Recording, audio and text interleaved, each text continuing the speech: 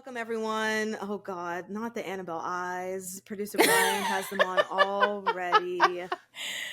I This is truly my hate it. lens. This is my lens. Hello. Do you want to play a game? What's your favorite scary movie? Be afraid. Be very afraid. See dead people. You're gonna need a bigger boat. Here's Johnny. The power of Christ compels you! The power of Christ compels you! Whatever you do, don't fall asleep. Welcome to Talking Horror with Jamie and Nikisha. Hey everybody, producer Brian here. Before we get this episode started, we got an awesome package from Warner Brothers to unbox some Conjuring stuff. So we wanted to do that for you. So here it is. And if you're listening to this, you could probably skip ahead. Or you can find us on YouTube at Talking Horror. All right, guys, Talking Horror here. And guess what? We got our first unboxing here. Pew, pew, pew, pew, pew. Our first unboxing. This is very exciting. Let's see what is inside. Okay. Oh. Who's it from? We got this from Warner Brothers. We're going to get conjured with our last rites. Oh, God. Let's get conjured. Get conjured. It's a pretty big box, so I'm very excited to see all the goodies and treats that we're going to get in this. Treats. Oh. Okay. Here we are.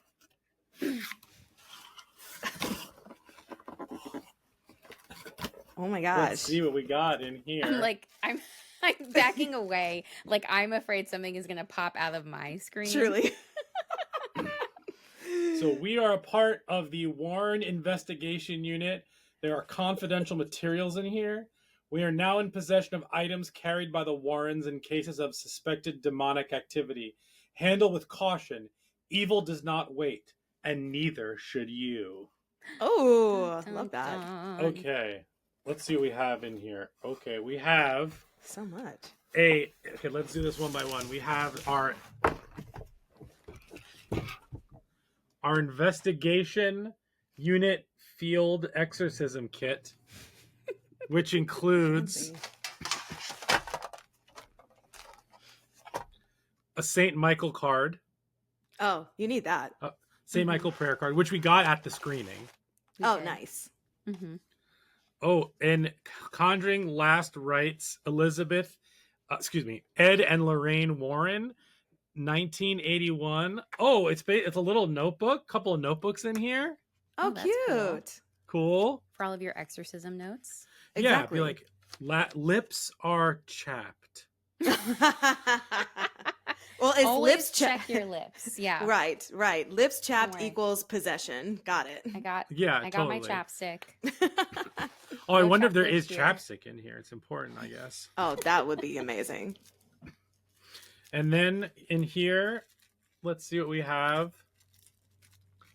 We have Is that holy Exorcise Your Demons room spray. What does water? it smell Are like? they mailing us holy water?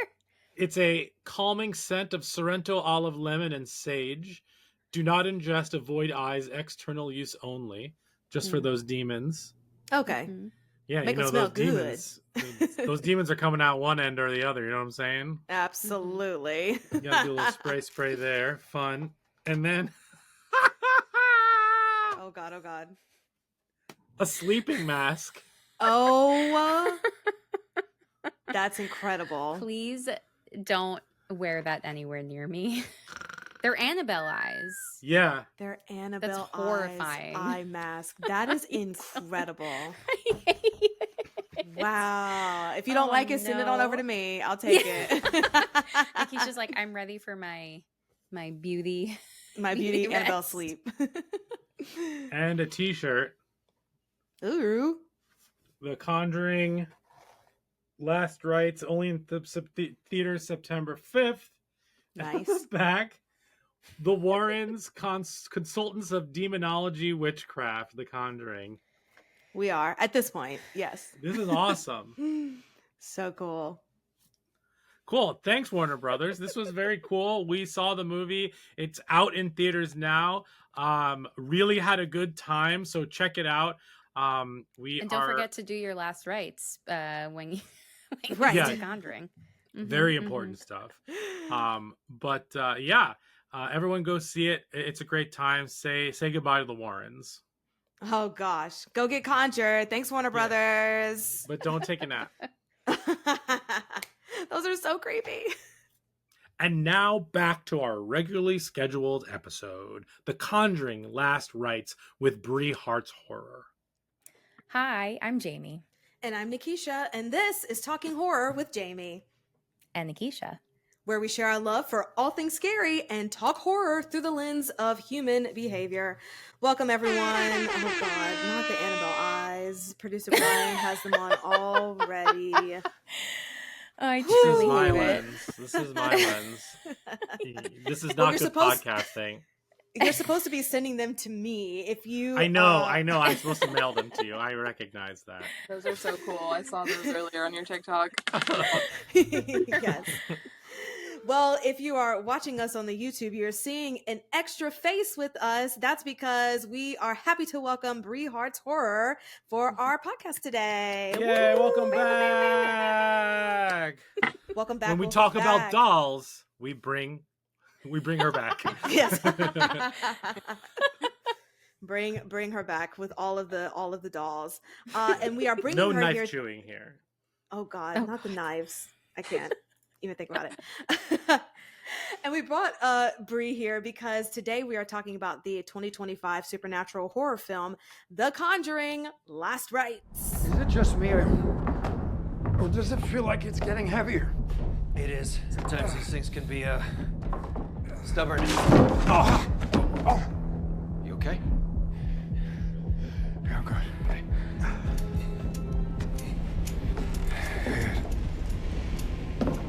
look. Keep moving. Don't get conjured. So like we always say, that just needs to be a part of our Don't get motto, conjured. whatever. Don't get conjured. Don't get conjured. Yeah. So this movie is the last, unfortunately, of the Conjuring chain, and it was directed by Michael Chaves and written by Ian Goldberg, Richard Nang, and David Leslie Johnson McGolrick, and it stars Patrick Wilson and Vera Farmiga in their roles as Ed and Lorraine Warren, also with Mia Tomlinson and Ben Hardy to round out the cast. Is it Chaves or Chavez? Oh, No, probably did you listen Chavez. to an interview? I'm curious. Nope. Oh, okay.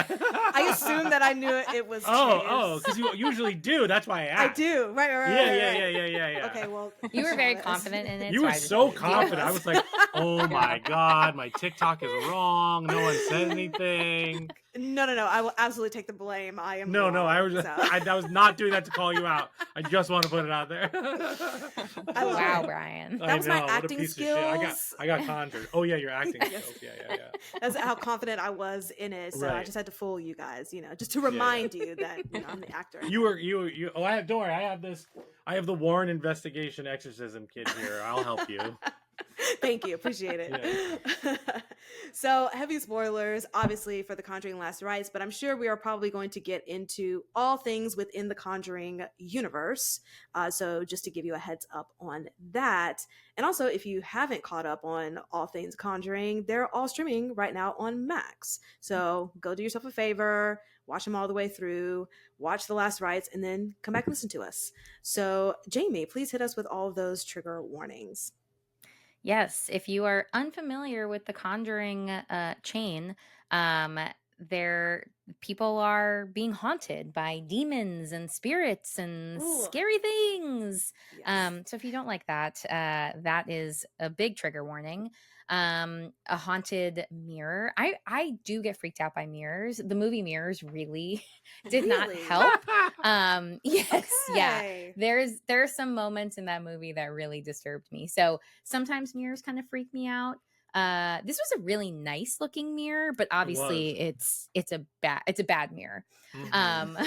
So Yes. So there's that. We should do a mirror Also, ranking. Actually, we should. like scariest mirrors in movies. Yeah, like this, Oculus. That's all I got. Oh yeah. Oh, Oculus. Mirrors. Also very scary. Mm-hmm. Wow, I didn't think about how many mirrors are like a focal point in horror movies, but that's probably why they freak me out. Makes sense. Fair. There is possession in this. Some very scary spirits trying to kill the living people, but they also they reference like a murder that happened in the past, and you kind of see it, but like they're demon ghosts. You know, if you watched it, you understand what I'm talking about. Yes. And I mean, health issues, you know, Ed's heart is not really doing that great. Also like depictions of hanging. There's a lot of like religion that's at the center of this movie. I feel like possibly even more than some of the previous ones. So yeah, so if you have any religious trauma, this also might be a trigger warning. Yes. Did I miss stuff? Awkward engagements. Oh God. Ping pong. If ping pong sets you off, this is not for you. This is not for you. No. That was an awkward engagement. That was. That was a very stressful time in the movie. Yes. More awkward, that or together. Oh. Together, I think. Yeah. Sure. Oh my God. Together for sure. Okay. Well, then now you got to do a thing on that awkward engagement. Oh, I know, awkward engagement. Yeah, good. we'll gotta find more. Keep writing down. Yeah, for sure. Gorgeous. Okay, well, before we get into all things Conjuring, producer Brian is going to give us a couple of words. Sure. Hi, everybody. Hi, YouTube. Thank you so much for joining us. We really appreciate it. Bree, thank you so much for being here. We love it when you join us. And sometimes when we're doing Letterboxd at the end of episodes, we read your reviews because they pop up. So happy to have you back here. Again, you can follow us at Talk Horror Pod. Wherever you are on social media, except for everything other than TikTok and Instagram. So follow us there, do our YouTube, find that. So we're trying to get partner on YouTube. So subscribe and I don't know, just play the videos nonstop while you're working or something like that. That would be helpful. Cool. I'm excited to talk about this one. Great. Should we just dive in with the plot summary? Well, first, Bree, tell us, for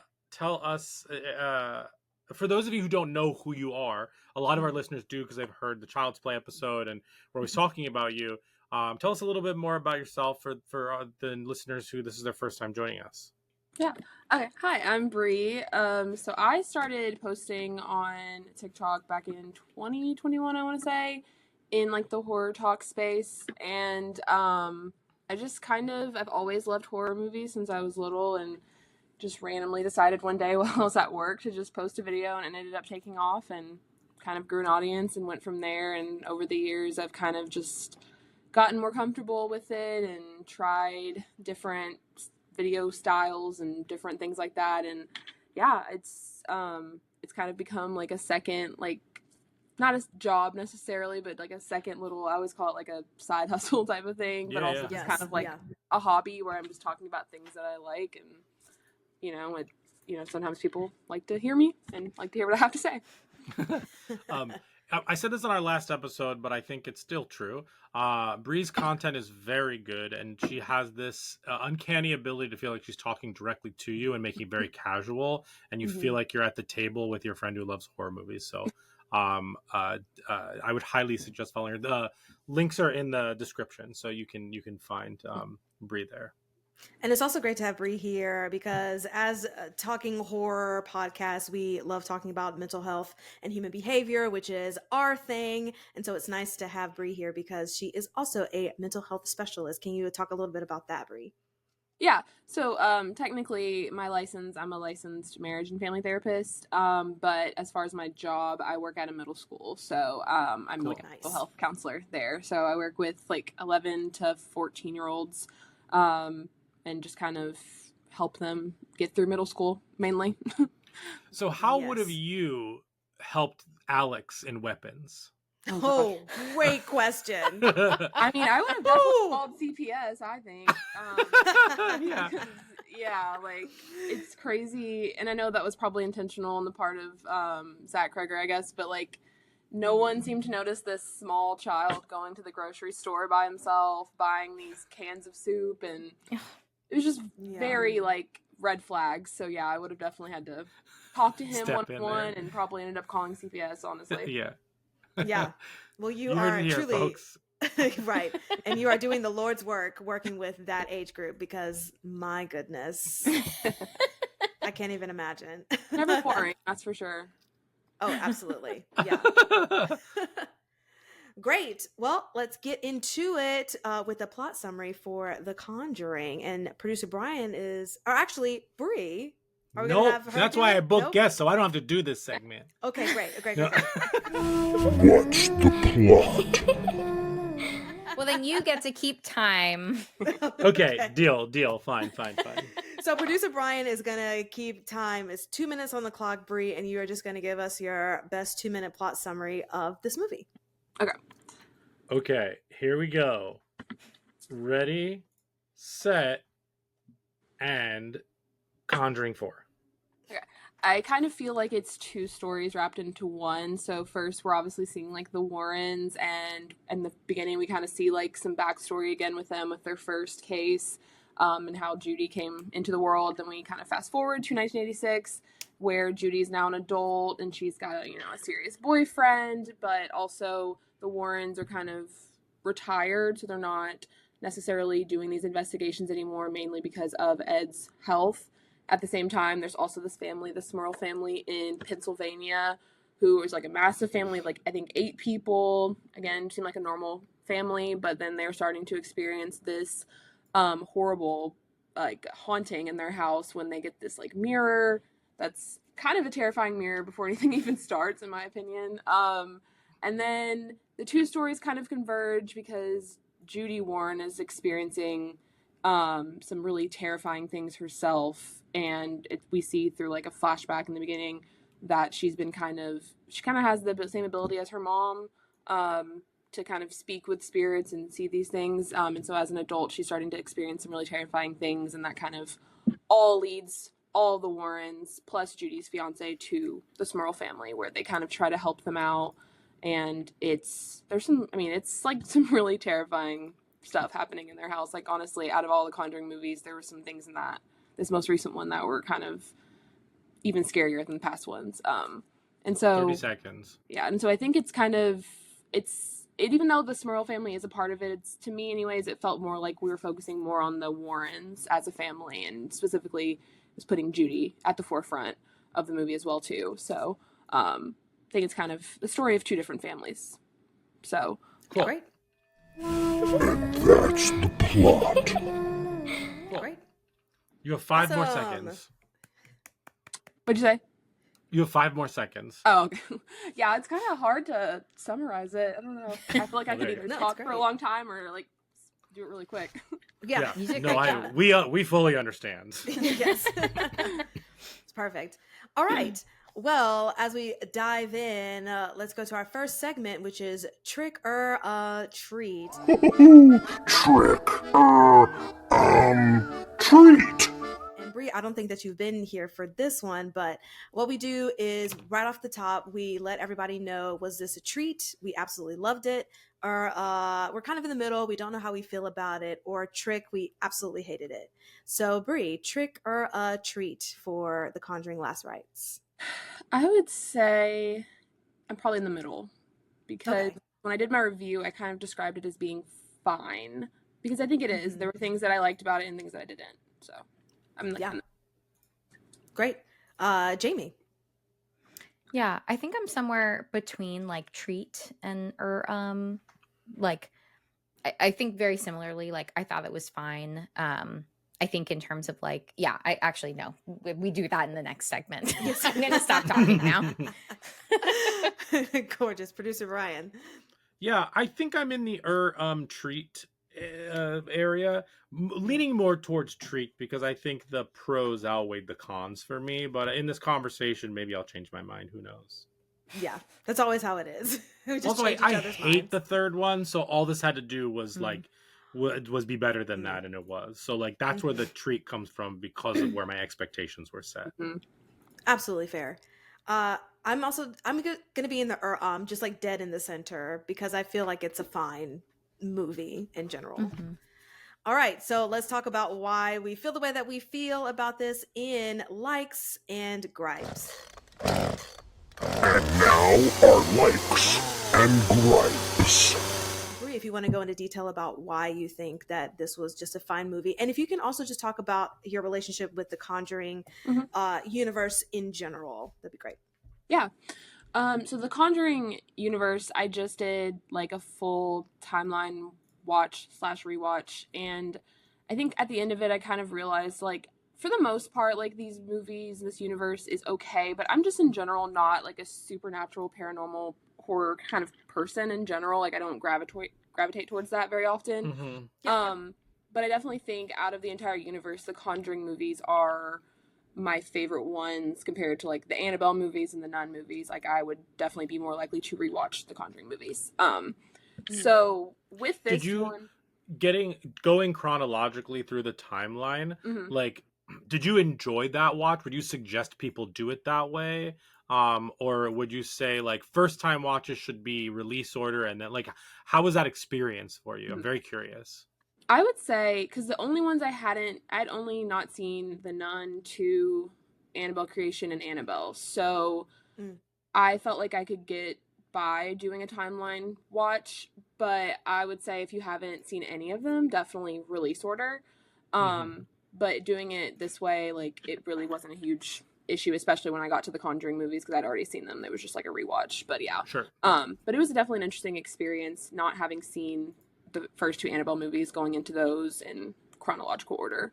But yeah, so with Last Rites, I would say like my likes are pretty much my likes with all the Conjuring movies. Obviously, Patrick Wilson and Vera Farmiga are like the big like the heart of the franchise. Absolutely. And so I always enjoy seeing them on screen. So seeing them again playing these characters, obviously for the last time, was a really a great experience. It was also kind of bittersweet because like I will miss seeing them as this fictional or as the fictional Ed and Lorraine. That was a bright spot for sure. And then I said this in my review on TikTok, the Axeman in the movie, that actually was one of the things that really like scared me. Okay. Because it felt like something from a slasher movie. And I just was not expecting that. I mean, I know he was in the trailer, but just the way that they did it in the movie, it was really creepy. Yeah.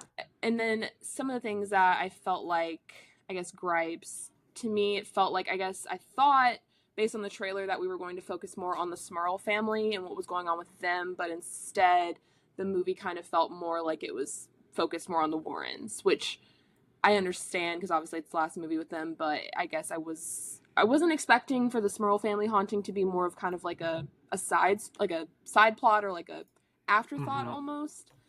And also, I felt like the movie did, to an extent, kind of go on a little bit longer than I would have liked. So I think it ended up being like over 2 hours or something like that. Yeah. Yeah, which felt very long, and I felt like that was maybe not necessary. So yeah, there were some things like that, like just, I mean, with Judy, I liked kind of what they did with her character, but I also thought maybe it would have been interesting to kind of have it as like a separate thing with her, like a separate movie, even if they wanted to focus on Judy, because it kind of felt like there was just so much going on that I don't know that that was one of the things that I was, I guess, focused on, if that makes sense. No, absolutely. And then that had me thinking too, like, how many actresses have played Judy in this whole like Conjuring universe? But just to piggyback off of some of the things you said, Brie, because I also felt like it was too long. I just felt like I was a little jittery. And I don't know, maybe it's just because social media has rotted my brain and I have no attention span anymore. I will happily blame some of that on that. But I agree with you. I felt like too much was spent trying to get us to get with the Warren family, but we're already there for them. Like all of the previous movies have already given us this nice relationship with the family. So it just felt like any added stuff was a little unnecessary.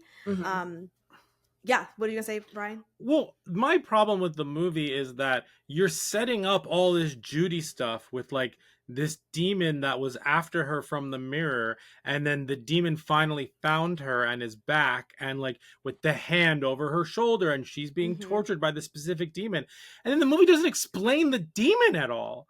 Like it felt incredibly there was no closure to that storyline. The point is that she was born, this demon was after her, they were able to bring her back, and then the demon didn't like do anything. Then the demon's in the mirror, the Smurl family gets the demon.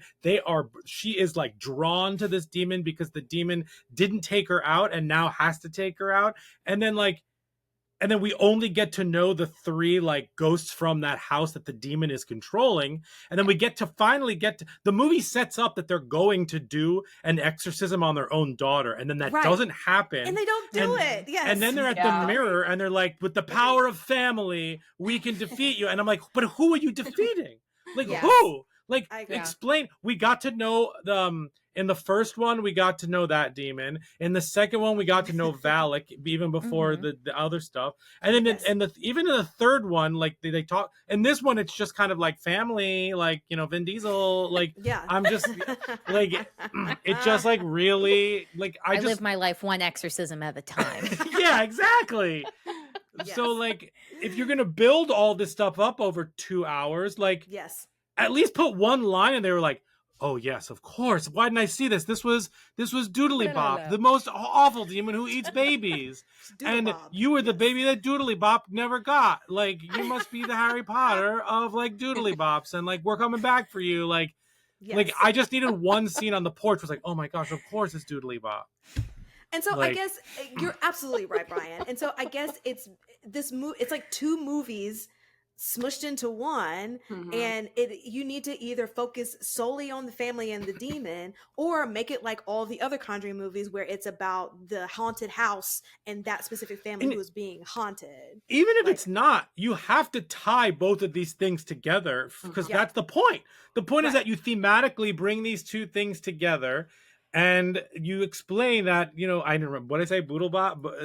Doodle Bop. Doodle Bop is the thing that like, this is the reason like Judy came into this world this way and she's not going out without us saying something about it. We got to defeat Doodle Bop. This is our most extreme exorcism ever. Like doctors shouldn't do surgeries on their family, but we're going to exercise ours. Like I was ready for that. And then they were just like, mirror, mirror on the wall, who's the best family? It's us. Hashtag Warrens forever. Yeah, we did a hashtag blessed. Yeah. Hashtag blessed. Oh, that's genius. Okay. No, I agree completely. And I guess that is the major gripe, is that there wasn't a through line with the whole demon thing. And so it's like all the other stuff is unnecessary because we're not getting any answers. We're just getting a lot of like great scenes and great acting, but it's not attributing to like what's going on in the story. Yeah. So I agree. Also, did anybody feel like they were trying to make like Tony a red herring in some kind of way, because he was like kind of creepy throughout? There was a scene where Judy's by herself in the room when Annabelle is in her like childhood bedroom. Yes, and she's like doing the like song to herself, and then he's just there. And that was a moment where I think Brian even remarked like, you were like hiding, and I was like, yeah, because it was weird timing, and I was like, that's not really him. It's gonna be like a demon. And then it just moved on. I was like, oh, I guess I was like, I guess that was not Doodle Bop. It was just Tony. It was just Tony. Yeah. It felt like, in a sense, I don't know, you know how people might like fake like they don't know about the Warrens, and he was trying to like get in with the family because he like really wanted to be a part of like all the exorcism and do all the things. Like that's kind of what it felt like it was giving. But then it was like, oh no, he just had like a traumatic near-death experience, and so now he's just like diving headfirst into marrying Judy. So I don't know. I just thought that as much as I liked him, his character was just a little iffy in the movie for me. I also felt like, yay, Annabelle was in the movie, but I didn't need her as much as she has 18 other movies. I'm good with That's what I was going to say too, yeah. Yeah. I'm good. She's busy. She's booked, but like she's booked and busy. Okay. I think we're good. I feel like they just like legally have to like include her now or something. I know, right? It's in her contract. It's in her Conjuring Universe contract. No, what the next movie needs to be is Megan and Annabelle team up and fight whatever together. That's what I want to see. Chucky, yeah. To fight Chucky. Okay, great. Fine. Just put it out there. Insane. I would love to see that. But yeah, the themes are nice in the movie, like trying to overcome, the suppressed darkness within and all this stuff and generational trauma and all that stuff. But I don't know, I think in comparison with the other movies, and Brian, you kind of mentioned this before, like it just needed to be better than the third, which I think some of the jump scares were a lot better than the third. I will say I got spooked in the bridal shop with all the mirrors. That was a good scene. Mirrors again. Scary mirrors. Scary mirrors. That's what I'm saying. I love it. And yeah, I thought it was great. Oh, and the scene where one of the family members of the haunted house, the oldest daughter, she was like throwing up glass after they tried to that was a great scene. That was awesome. Yeah. That was great. There are some really good set pieces in this movie, like really good, that also like subvert your expectations. Like when the doll is floating behind her in the mirror and she turns around and then in the mirror she sees that there's one of the ghosts holding it. I just expected it to just be the floating doll. As someone who didn't watch trailers, like so like that definitely got me, because like that was unexpected, at least from like how they did the camera work and all of that, how this edited. I thought it was shot all very well, like all this, but I think it's this is he directed The Nun 2, Return of the Nun, he directed La Llorona, and he directed The Conjuring 3, the bad one. This is by far his best movie. I do. And I did like The Nun 2. I literally was gonna say the same thing. I was like, but The Nun 2 was this kind of up there. It's The Nun 2 is fun. Yeah. Like the end with like the wasn't there a werewolf in the movie or a demon or something? I forget. A werewolf? No, that's Annabelle Comes Home. There's a werewolf. Annabelle Comes Home. Yeah. But isn't there like a weird creature at the end of The Nun 2? They're like hiding in the chapel and like a creature's chasing after the little girls. I think it's just the goat. Yeah, the goat. Is there with the horn and it like pierces one of the girls? Yes. I don't know. Because they were trying to put the demon in the goat or something, or get and it just anyway. I don't remember. Guess we need a rewatch. I know. I would watch The Nun 2 again. Return of the Nun. Oh yeah, The Nun was weird because they kill that kid in like the first 10 minutes and no one else dies in the movie. Yeah. The first Nun is not where it's at. I just remember thinking that the second one was way better than the first. One. I was happy about that. Get thee to a nun. The Nun 2, get thee to a nunnery. Whoopi Goldberg's not in that one, but you know. Oh right. The Nun 2, Sister Act 3. Right. Brie, what else? What did you have other things on your list?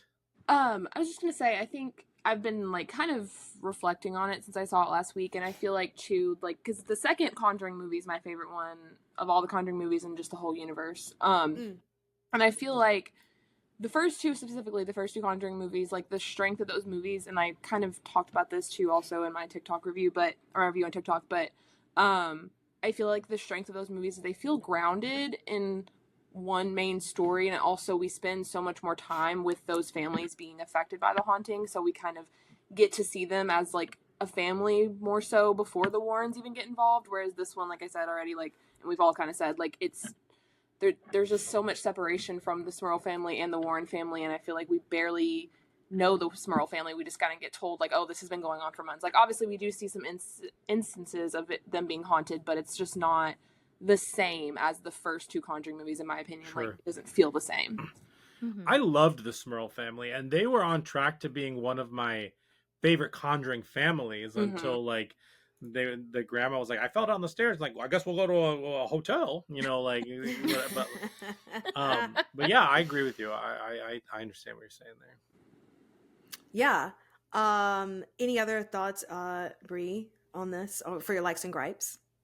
I don't think so, because you kind of like you touched on like the Annabelle being unnecessary, and I kind of also thought that. I didn't talk about that in my review, but that was also another thing where I was like, okay, like here she is again. Although I will say that one scene towards the end of the movie when she becomes like massive and is like following Judy down the hallway, that was pretty scary. But honestly, I didn't feel like it was necessary to include her.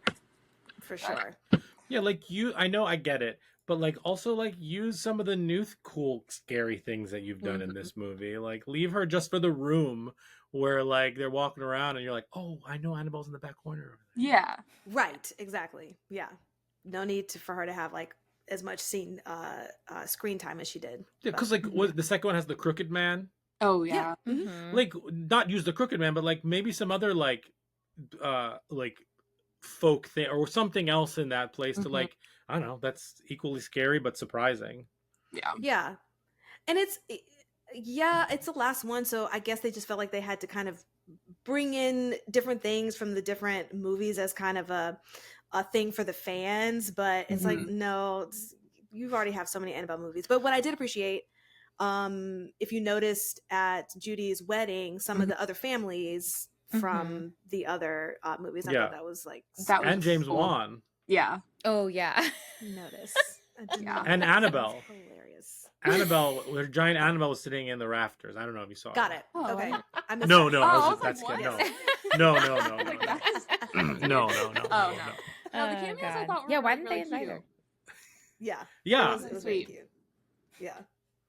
But then it's also sad because you're like, oh, are we really like ending this? But I don't know. I'm sure there's a prequel in there somewhere with Ed. I mean, they made so much money already, so. Oh my God, this is the highest grossing like Conjuring Universe movie in one weekend. Wild. That's the highest grossing horror movie opening of all time now. It beat It, which is crazy. Yeah. I mean, I'm not surprised, crazy. But No. No, people love the universe for sure. Yeah. So I get it. And there was a scene where they were talking about like, or Ed, I think was talking to Tony about how they started off in their youth, and I'm like, yeah, this is grounds for a prequel. Like, let's also I would like to say, Jamie and I, after seeing the movie, said to ourselves, we had to do a double take. Oh. Because we thought that they de-aged them because of how good the casting specifically of the Ed character was. Oh my gosh, like, yeah. Right? When they turn, there's that shot where it's like blurry and then they turn into frame. And I was like, oh, they de-aged. And I was like, oh shit, no, they didn't, because she doesn't look anything like Vera Farmiga. But that was incredible casting. He sounded like He did. They did. That was wild. Like I'm getting goosebumps just thinking about that casting choice. Yeah. No, they did. They did a good job. That was crazy. He even sounded like him when he's yelling her name in the hospital. Yeah, wild. So although crazy. I do wonder if they just like superimposed ADR, his actual voice. That's true. Sometimes, that's true. But like, yeah. But that was really shocking. That was crazy. No, it's cute.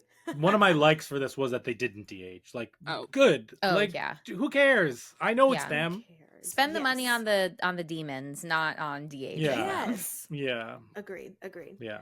They spent it on ping pong tables. Oh my God. And ping pong tables, yes. Jamie, would you like to go? Sure.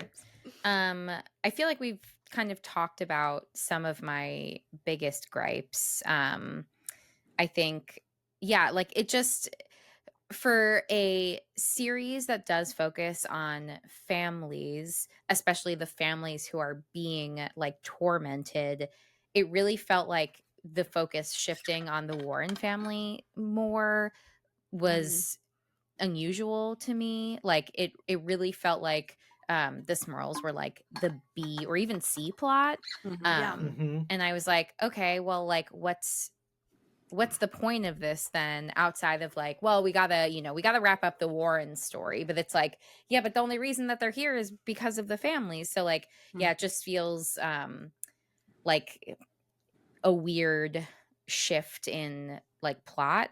And I think, again, like with the scares, there's some like really good scares in this, but I also feel like it wasn't, again, like that wasn't even necessarily the focus. I felt like in comparison to the others, definitely like the first two are like really intense and terrifying. And this one, you know, I feel like some of the scares were just not really like, you know, as punchy as some of the original, the first two. And then like some of them kind of feel silly. I don't even think we talked about this yet, but like when that mirror is spinning around, it like fully took me out. I was like, what is going, like, that's not scary. This is like, and I understand that like James Wan and like the tones of his movies are really fascinating to me because like I've kind of revisited some things and like I really like his scope of certain things, but like this one still feels like the through line is supposed to be more serious and scary and not like, you know, the silly scares that some of his other movies have. So that moment just felt like weirdly out of place. And then again, like what Brian said about like the power of family will stop this all, just didn't do anything for me.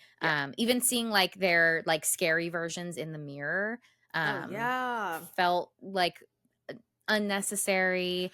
I feel like a CW show. Yes. And then what really hammered home the CW vibe was like Lorraine looking at her daughter and being like, okay, stop pushing it away and just feel it. And I was like, okay, like now I'm really done with this. Like that really, I found that to be just like annoying. Like I expected like Tarzan music to play at the end of this thing. You know, like Phil Collins full blast. In my heart. Yes. All the hearts. Yeah, it was just a very weird, like I feel like the beginning of the movie started scarier and then it just got less scary as the movie progressed. But yeah, it was that all that stuff was really weird. Some of the parts that I actually found scarier were like the scene with Father Gordon when he goes to the church, which apparently was in Scranton, which I just thought was funny. All right. Yeah. So yeah, that whole sequence of like him going there and talking to the secretary and then like she just disappears and you see the like cord slowly moving. Like that was a really like slow build, excellent horror scene. And then it's like, meh, he's dead and like we're moving on and like whatever. You can't have your main demon kill off a beloved secondary character and then not explain it, because then it feels like his death was just like they were like, we gotta up the body count. Shock value. Shock value, like if they like I understand that they was killed because like by him going there he would have like tried to stop the demon from getting Judy, blah blah blah, but like, and that's like the like the event that then brings Judy to the house. Exactly. Like exactly, like this demon had an ulterior motive, a plan, the whole thing, and they just like I want to know about Doodle Bop. Yes, exactly.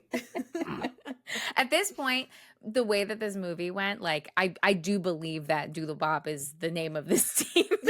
Yes. It's like Pazuzu's like third cousin who's like not that good at this. Oh. Third cousin twice removed. Yeah.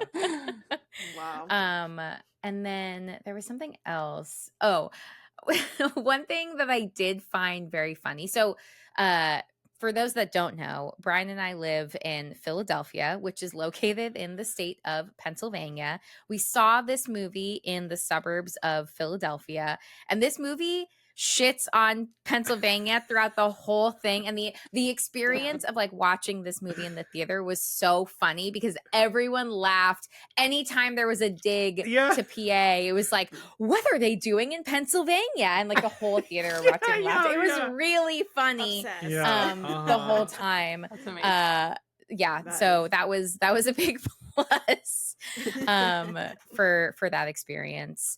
But yeah, I forgot about that. That was really fun. Yeah. But like, again, you know, I think that just the chemistry between Vera Farmiga and Patrick Wilson is so strong, and you do really get. I feel like in particular in the second movie, you really see their bond. Just like when he's playing guitar and like singing Elvis to that family, like that scene in particular really stands out to me as like just him really caring, like when he's having that conversation with Tony where he's making the pancakes. I felt like that scene really reminded me of the role that they play in the movies with the families. And then again, like just thinking about that Elvis scene was like the connection that I was drawing of like how invested they are, which again then show more of the family, because it's like you're not the focus, you're like you're helping, but you're more of like the decoration. Like let's focus, like the priority should be on the family. But again, like I understand that, like I'm assuming that they know the chemistry is such a like big piece of why people are drawn to the series, and so like they really wanted to, I think, highlight that relationship like so much more. Yeah, they really did like emphasize that. And I'm assuming also because like, you know, Judy being at the center of it, whichever Judy this is, because they recast her so many times, that you know, that they needed to then try to incorporate some like parallel. So it's like, oh, we're going to show them way more because like Judy actually like has something to do with it. But like I feel like you could have focused on Judy, but not focus on their family collectively as much as we did get them. Yeah. Sure. So, and also like her possession, like didn't really do anything for me. Like I didn't find that to be scary. It kind of like, again, it was just kind of like meh. I also was like, why is Lorraine leaving her daughter when she's like coughing on her deathbed? Like she's getting progressively worse and like coughing blood. Like, and then she's like, I'll be right back. And it's like, what are you doing? Like you've seen this a million times. Yeah. All of a sudden your daughter's like, just happened to get sick this weekend. Like of all weekends, like that's I guess the flu's going around. Like what are you doing? Yeah. And like this demon is like specifically after your daughter. Why would you ever leave her alone You saw the same in this mirror. house? Like what are we doing here? Also, I think Jamie, to your point, there are no stakes behind her exorcism because we don't know about Doodle Bop. Yeah. Yeah. That's real. No stakes. And we never will. No. And we never will. Also, this is a random gripe, but maybe I'm just getting old. Did y'all feel like the movie was very dark? Like you could not see like everything that was happening? I feel that way. Maybe that was me. Okay, thank you. I feel that No, I'm trying to remember. Okay.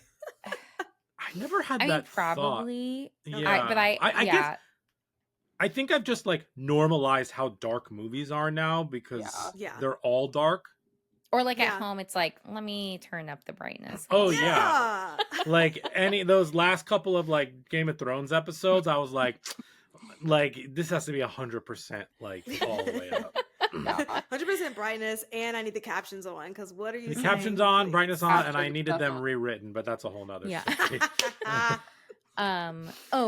One more gripe that I just thought of is with the woman in the beginning of the movie, then like that's what brings them to the mirror to begin with. It kind of pissed me off that they just like never resolved that either. Like I understand that like this was kind of them talking about like, oh, we have run away from like really scary things. But I was like, you never Googled her, like you never like, or whatever, you know, whatever Google existed in the 80s, like, but like you never looked her up at any point ever. Like that kind of bothered me. Even like the, you know, the ending credits of like, I mean, she probably didn't exist. I don't know. But I don't know. Something about that. I was like, you just never did anything about that. That kind of sucks. I'll say that poor woman. Yeah. Like, Truly. okay, she definitely, something terrible happened to her. 100%. We're just like, enough. Like that coupled with not knowing anything about the demon. I was like, wow, they just like left these big old holes for us. And we're just supposed to like, you know, but we love Anne Lorraine, so yeah. I also sorry, I keep coming up with things, but I think for me,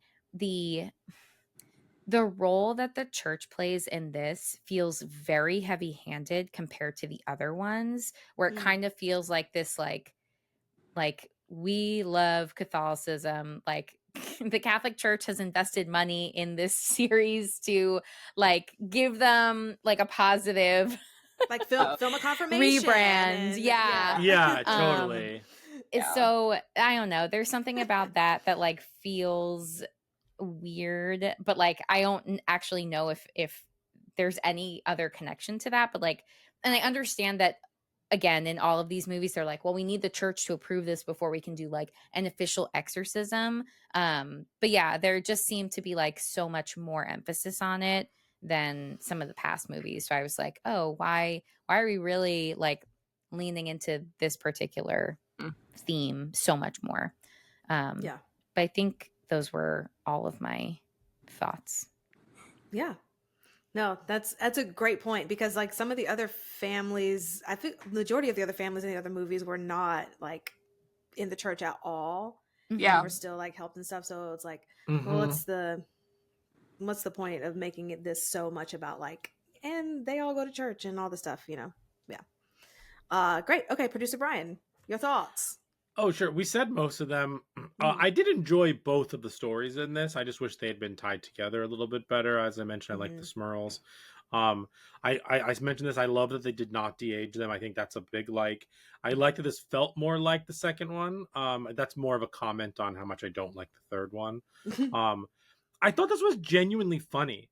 Like, I really thought that there were like real laughs when it came at least to the like Ed and Tony and the relationship with the daughter, like at dinner and stuff like that. Like, I was actually laughing, not like they tried to write a joke here. Like, it was all very situationally funny because we know these characters already. Yeah. So that was really well done. I did find a lot of this endearing. The end had that like Scrubs finale vibe where like it's like, I wonder what our future will be like, and then like they show that stuff. Solid scares. I really like the videotape one where she keeps playing it and missing the pause and then having to go back. I thought that was really well done. That was great. This is as I mentioned, this is his best movie as a director for sure. It felt very controlled. He felt very confident in how he made this movie. And I really appreciated that. And this is a weird comment, but this could go either way, but the movie felt loose. Like it didn't feel slow. It felt loose in some places. Like it could have been tighter in places to really shore up some of the scenes, but also that's kind of what gave it a little bit of its character in some ways. So like, that's like both a like and a gripe, because it maybe would have felt too, I don't know, surgical if it was a different way, but I don't know, that's kind of how I felt about that. But there were enough likes in this for me to like have a good time in the theater. My gripes are everything that I mentioned. This horror felt secondary. We didn't learn about the demon. Oh, this is another gripe. Judy makes a lot of dumb decisions in this movie, obviously, but I didn't believe the movie presents Judy as having a good relationship with her mother and father. The movie never says that they're like, they don't really talk about this stuff, they don't really do this, and the movie never puts that out there. I don't believe a world in which Judy doesn't talk to her mom about what she's going through. I just don't believe that. The relationship that they present is that they really kind of talk about a lot of things and everything. They knew who Tony was. That wasn't a secret that she like showed up with him. Yeah. You know, like the dinner they have together. Like I just don't believe that for me, that Lorraine would be like, "Are you okay?" "I am." "Okay." Or that she would be like, "Listen, I'm having these things are happening again. Like, how did you handle this? Like, you gave me the song. Like, I just didn't believe a lot of that." And that ties in with the Lorraine being like, "Oh, you're sick? I'll get you some tissues." I'm like, what are you talking about? Yeah. Like, you know the symptoms. Like, even we know them. Like, give the girl some chapstick. Give the girl some chapstick. Yes. Yes. The biggest sign of being possessed. Yeah. Yes. Chap lips. But yeah, those are some of my gripes in addition to like the end. But the sweetness of the church and the cameos and the very end of them dancing, like made me feel a little bit better about, and even the cameos at the barbecue, like like the end of the movie kind of like made me feel warm and fuzzy. So like I kind of like forgot about the other stuff, but now when I think about it, I'm like, what happened to Doodle Bop? Like you showed the demon like in the delivery room. You're not gonna bring it back? Like, come on. Anyway, did we see the demon, or was it just like it was just a shadow with eyes, like the glowing eyes, and then like it was fake behind the TV, or that transition of like the eyes behind the TV turning into the and when she's doing the laundry and the Axeman is in the back, and then she flips the lights on, it's the John Wayne picture. That was awesome. That was really good. I like the pantry one too. With the phone? Yeah, that was a good one. The scares are great, but also in that looseness of editing, you could tell when a scary moment was coming. Like you could be like, okay, we just edited back to the family. The only reason we're here is because something scary is going to happen. They're setting up the scare. They're throwing some family stuff in there. Okay, phone cord, here we are, and scare back to the Lorraine and Ed. Like there was nothing as good as those scares were. There was nothing surprising about this movie. Like. Actually, the biggest surprise is that they didn't like explain the big demon because the other ones do. So like that would, if anything. I was surprised about Father Gordon. Like I knew because I saw the trailer there was going to be a funeral, but I wasn't sure who it was going to be for, and I was kind of shocked that they would kill him off. Like okay, totally fair. Surprised they would go there. That's a good point. But but no other. I mean, I do agree with you though. Yeah, cool. That's a good point. Great. Any other thoughts before we move on? Doodle Bop. Fantastic. I don't know. Okay. Delusional. So let's get into our next segment. Brains.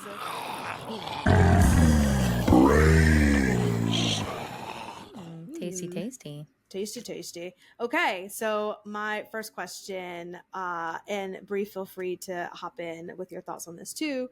But I was just thinking about Lorraine giving Judy kind of the song to help her cope with when she sees the demons, and how that didn't really help, and it was kind of like putting a band-aid on an issue when like you need to actually heal it and take some time. So my question is, how do you pivot when you find that a particular method of action is no longer like servicing a client, or even like within your own self is not servicing you anymore? Yeah. I mean, something that I think about a lot, or like that comes up a lot, is thinking about like coping skills as adaptive based on the context of what's happening. So it might not necessarily be that like this is a bad coping skill, but maybe like, you know, when she's younger, it's more effective because she's a child and like her mom is trying to keep her safe. And so like that is something that, you know, works more effectively then. But maybe as an adult, you know, again, like kind of what you're asking, like maybe it's not as effective, or even like could be harmful. So like also thinking about from like a harm reduction standpoint of like, okay, maybe there's something about this that like, you know, isn't quite serving you. Is there like something else we could do that's like a little bit less harmful, as opposed to being like, this is bad, don't do this at all. So trying to like consider, you know, what other things might still be helpful, like related to that coping skill, as opposed to like fully being like, we don't do this anymore. Like, don't do it. Like that also, I feel like comes across as like judgy. So like wanting to be as supportive and like acknowledge like, okay, like at one point this worked, but maybe right now it's not, because like there's different things going on. And so like, does it really make sense for us to kind of keep holding the same expectations that this is going to work when like the context is different now? Yeah. That's great. Yeah.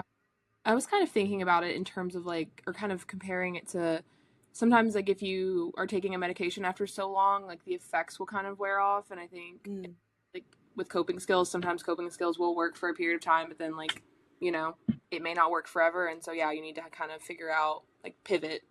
And also just the way that Lorraine handled it, I think, again, like, I think she was doing it to obviously help her daughter in the way that she knew how, but it was kind of just like this thing of, okay, let's just kind of suppress it almost, versus trying to like deal with it head on. But obviously, you know, that would be hard with a child, like when they're Mhm. younger. But maybe something that would have been made more sense when she was older, like a teenager, because obviously this was something that she was dealing with off and on throughout her entire life. Having her kind of face it instead of just being like, okay, we're just going to push it to the side and keep pushing it away, because you can kind of almost think of it as like a trauma. You can't just like bury your traumas and expect them to not pop back up from time to time. So, yeah. Right. Yeah. Yeah. She pulls a Frozen and tells her to, you know, conceal, don't feel. Don't feel. Yes. Oh, God. That's excellent. Great. And yes, this time we're talking about the Disney Frozen, not the stuck on a ski loft. That's a great movie. Right. Yeah. Which my dad loves that movie. Just putting that out there too. The Disney one or the scary one? Right. Because Both. which one? Yes. Oh, God. Good. Okay. And then my second question, just thinking about like, Tony has that whole story where he was a police officer and he kind of survived an event that happened and he had a near-death experience. And so his kind of epiphany from having that experience was like, I'm going to live my life to the fullest. Like he said, I bought Judy a ring like a week later after that event, he quit the force. So my question to you is just talking about like PTSD, like could wanting to live your life to the fullest after a near-death experience be considered some type of PTSD from that traumatic event? Because a lot of times when we have traumatic events, it might result in kind of like not a negative reaction, but a reaction of like, I don't want to surround myself around certain things or whatever as a result of this experience. But like on the other side of it, people are like, okay, because I experienced this, now I want to like live my life to the fullest. So yeah, how do you feel about that? I think that the like proximity to something that could have ended their life, like I'm imagining that kind of they're revisiting their values to kind of figure out like, okay, what is actually the most important thing to me? Especially like thinking about a job that is very high risk, that like, you know, you're exposed to potential like traumas on the regular. And I don't just mean like the police, but like there's a lot of jobs that I think you're at risk. And so like, you know, there is a lot of danger, and that's also why I think self-care is particularly important for a lot of those roles. But I think, yeah, just like reevaluating, you know, what do I care the most about and how can I like make sure that I am, you know, like leaning into that. I also wonder like what's the relationship that somebody might have to death if they were so close to it? Like, do they hold the same fear and like thinking about mortality in the same way that like other people do who have not had those experiences? That's right. So yeah, I'm curious if that is part of what we would otherwise like think about as like, wow, that sounds really traumatic and terrifying. Is there some element of like in reevaluating their values and thinking about their mortality and like, you know, their life, that kind of throws them into this like, I want to make sure that I'm taking advantage of everything. Yeah. No, that's great. Bri, any thoughts on that? No, I guess I kind of, the only thing I was thinking is just not necessarily specifically with Tony's character, but just any situation where someone, you know, does experience a trauma and they kind of do have that perspective change of, okay, I need to live life to the fullest, is just wondering if like, you know, not that it's not great to live life to the fullest, but I guess wondering if they're also, have they dealt with that traumatic thing like fully versus just being like, okay, now I'm going to live life to the fullest and I'm not going to think about this horrible thing. Like, have they processed that, I guess, healed from it to, you know, instead of just, you know, just shoving it away. Yeah. Is that like another like avoidance kind of tactic? Right. Yeah. And I guess, that's what I was thinking, is an avoidance tactic. That's great.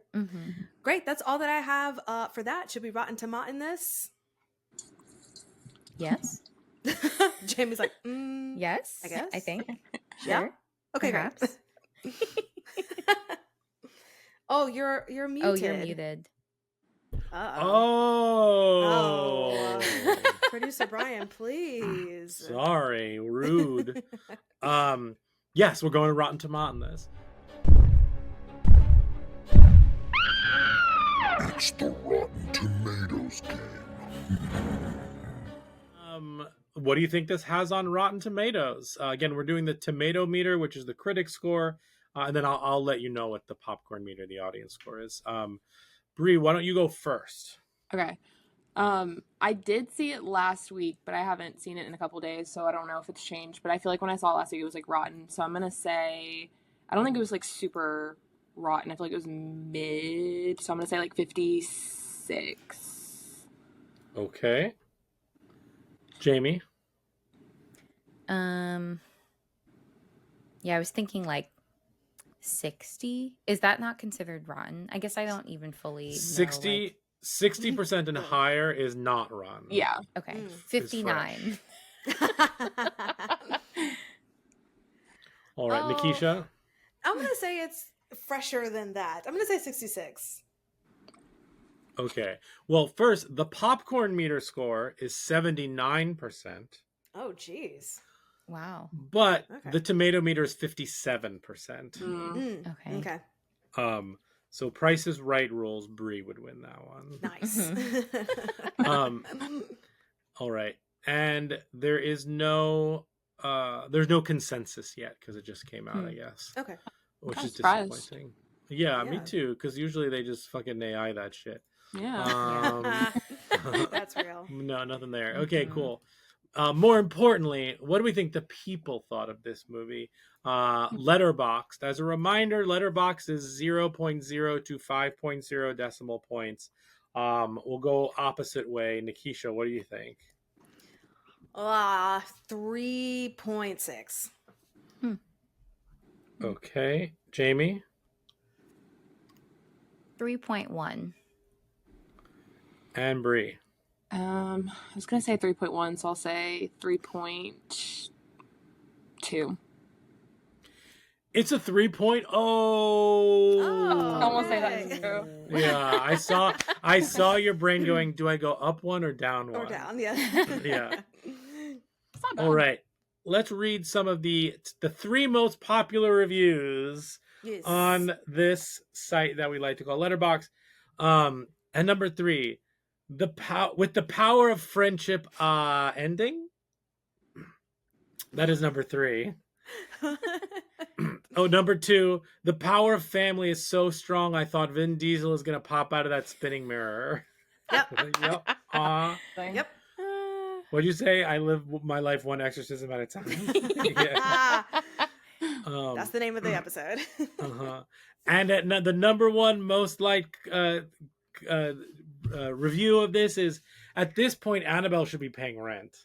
Yes. Yeah. Yes. Causes so many issues. Jeez.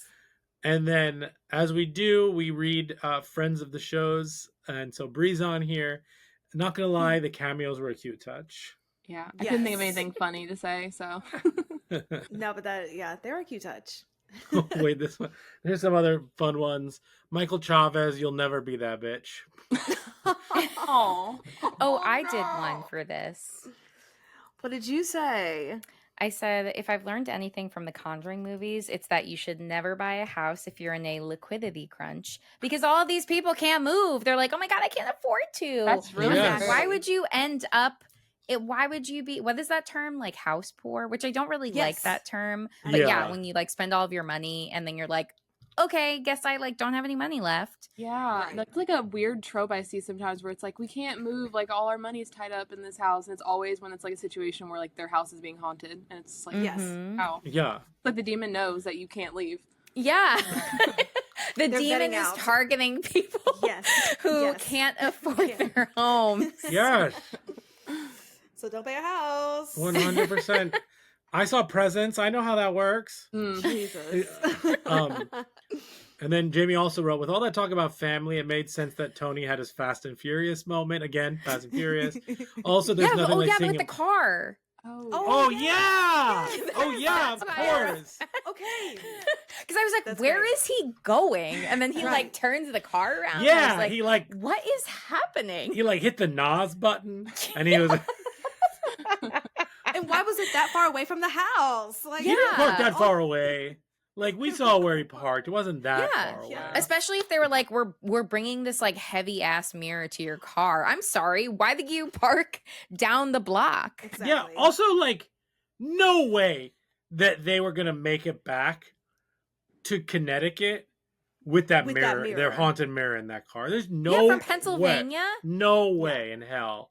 Yeah. What's the road in Connecticut that you hate driving when we drive to Maine? 15.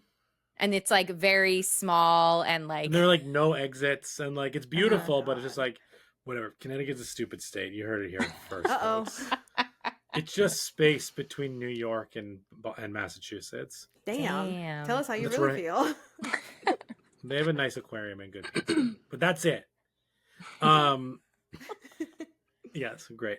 And there's nothing like seeing a movie in the Philly burbs that shits on Pennsylvania so often. That was a delight, truly. That and then what was the other one we saw? Oh, Weapons takes place in Pennsylvania. Oh yeah. One person clapped in my screening when they showed the Pennsylvania license plate, and then I got TikToks that were like, "This is not what Pennsylvania liquor stores look like." And then like it was so funny. That was my gripe with Weapons. Because PA is like weird and like still has Quaker laws with alcohol, and so all of the liquor stores are state run, and you can only go. The same. Yeah, you can only go to like these very specific liquor, and they only sell liquor. It's not combined with beer. You have to go to a separate place for that. Yeah, so no, like you know, you're not driving to your gas station to grab a whole bunch of cheap vodka.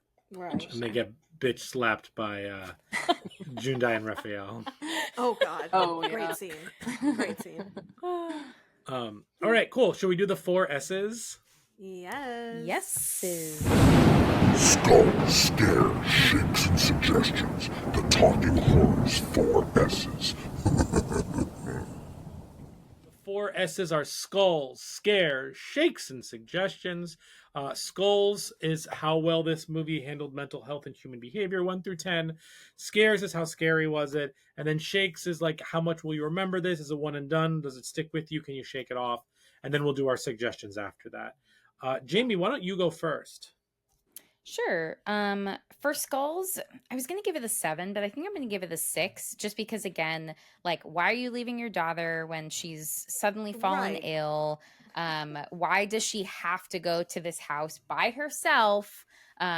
Just like silly things that I feel like people wouldn't otherwise do. But like, what do I know? I'm not, you know, a demon hunter. So maybe I would, I guess. Okay. Yeah. For scares, we play golden enough in this house that we are demon hunters. We're huntrix. Yeah. For scares, I gave this a 4. I feel like seeing it in the theater definitely made it scarier.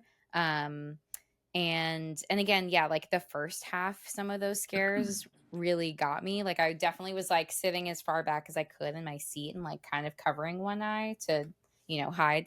And then for shakes, I'm going to give it a 5 because I think ultimately, like, you know, this is the closing chapter for the Warrens within this universe. There's no way that we're totally done with the universe as a whole. Right. Not after this weekend. I was say not after you got that money. Yeah, but it's definitely not the best one. It's not the worst one. So I feel like kind of somewhere in the middle. But yeah, I would always recommend the first 2 over anything. Yeah. Oh yeah. That's true. The first one is the first 2. Yeah, totally. Excellent. Nikisha. Yeah, I'll do 4 for Skulls, the same reason as Jamie.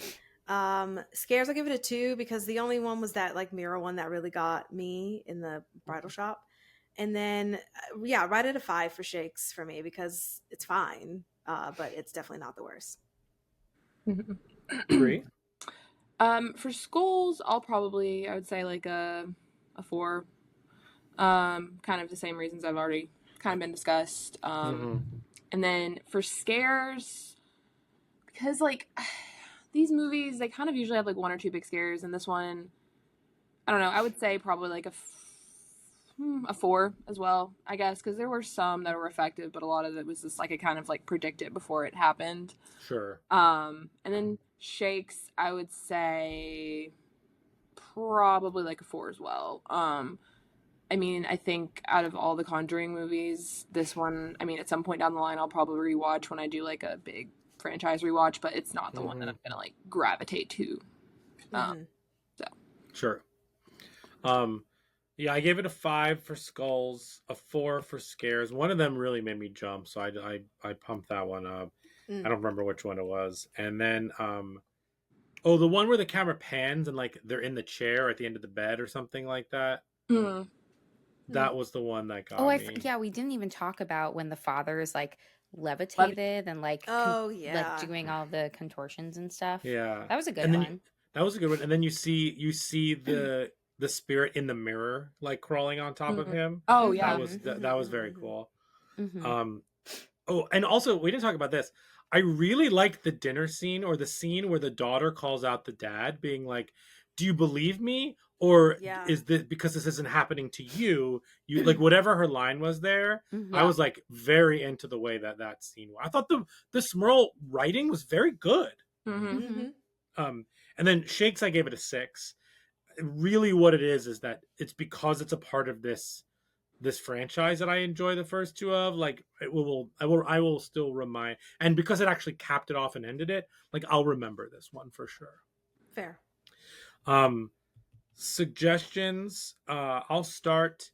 There's only one film that you need to watch after this one, and it's Russell Crowe riding a Vespa, The Pope's Exorcist. Damn. If you want a wild film that like really pumps up the Catholic Church and has Russell Crowe riding a Vespa through Spain, have I got the film for you? Pope's Exorcist. And then I'll also, if you want another good Exorcist movie that kind of botches the ending, but is still like really good, The Last Exorcism. Yeah. Oh, you took one of mine. Oh, sorry. Uh-oh.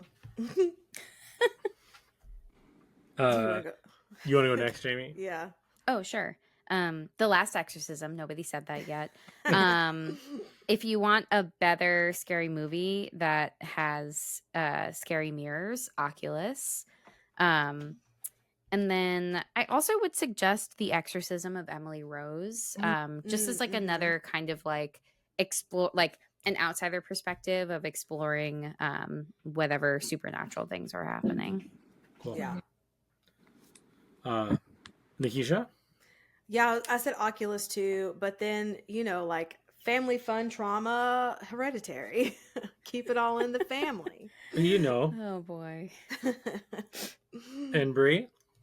I was thinking, so for like exorcism or possession type movie, I can't think if this is the actual name of it, but with Jeffrey Dean Morgan, the possession movie, I think it's just called Possession, maybe? Possession of the Apostle? Let me see. I'm like, Apostle. But that movie I saw like a long time ago, and I always really liked it. Yeah, The Possession. Okay, came out. Yeah. Oh, okay. Yeah.